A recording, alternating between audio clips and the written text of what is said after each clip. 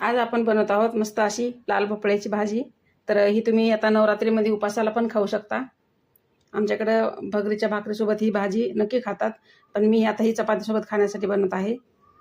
तर तुम्ही त्याच्यात मोहरी जिरे स्किप करू शकता, फक्त हिरवी मिरची टाकून बनवा, एकदम टेस्टी होती। इथे अद्रक लसूणची पेस्ट घेतलेली आहे, जिरे आणि मोहरी आणि थोडासा कढीपत्ता टाकलेला आहे। हिरव्या मिरचीची अप्रतिम होती आणि थोडंसं तिखट जास्त टाकायचं, थोडीशी गोडसर असते भाजी ही। थोडीशी हळद पण टाकलेली आहे।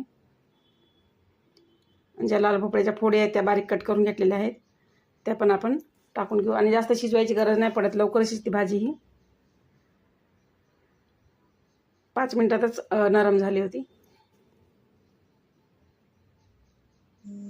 चवीपुरतं मीठ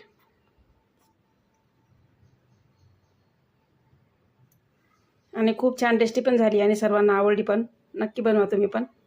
आणि व्हिडिओ आवडला असेल तर एक लाईक नक्की करा, तुमच्या मित्रमैत्रिणींना नक्की शेअर करा।